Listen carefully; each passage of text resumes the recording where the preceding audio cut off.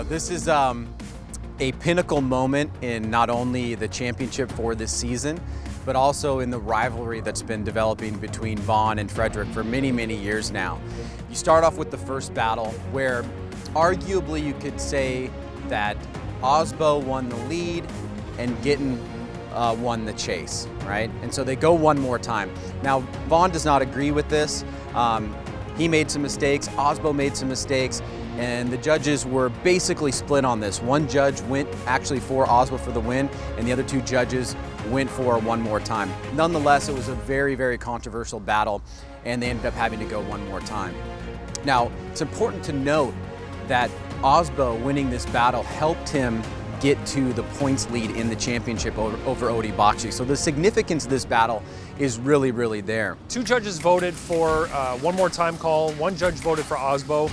And some people say that it should have gone towards Gittin. We were just analyzing the errors made by each driver. The major thing for us was Vaughn Gittin Jr. going up on the bank at the end of outside zone number 2. That really showed that he was going off course consistently in that area, and up on outside zone, the touch and go as well. So little errors like that have been made by both drivers. Aasbo had a couple of areas where he had a little bit less angle as well, but in the end it went one more time. Frankly, I thought that I had the win on the first battle. Aasbo made a few mistakes, his proximity wasn't there, and I was very surprised that we even went one more time. During the one more time battle, on Aasbo's lead, I just put the pressure on. I was door to door with him the entire battle.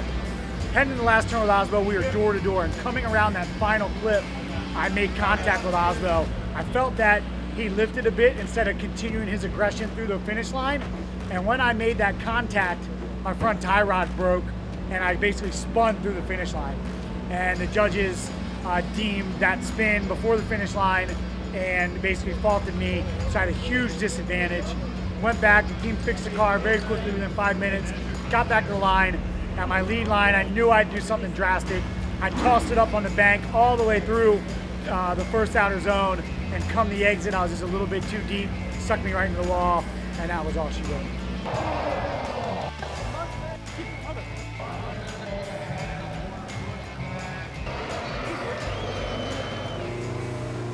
When JR is on point, he is on point. So I knew this was not going to get easy. It ended up going one more time, and I knew that in that one more time, it was go hard or go home for both of us. I put down a pretty decent lead run, and JR spun behind me.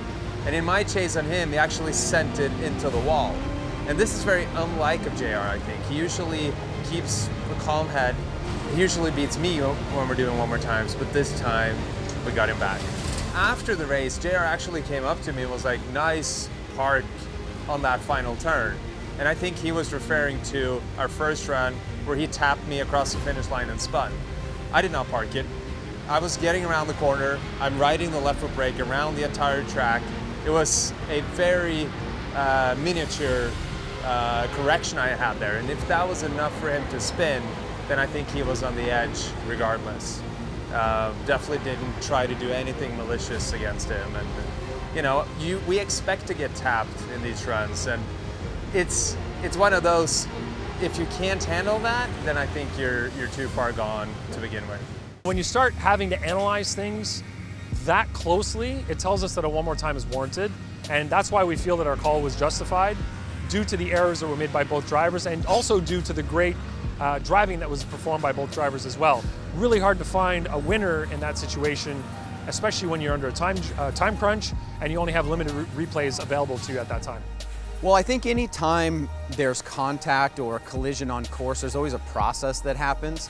And really for the judges, it's about what do I have access to, not only my visual eyesight that I can see and the intuitions that derive from that, but also all the replays. So whether it's a drone replay or different camera angles, and they have to use that to make a determination. Now, anytime you have something that looks like it could go either way, you're gonna have people that fall on both sides of the fence. It's not to say that there's not a right answer, it's just that the right answer is sometimes really, really hard to interpret. And you always know no matter what decision you make, you're going to make the other party upset. So This defines drifting in a lot of different ways. It's what makes a sport so exciting to watch, and also so nail-biting, because you just don't know which way a judge is going to go. And in this case, it didn't go in Vaughn's favor, but it certainly did have a huge impact on that event and also on the championship.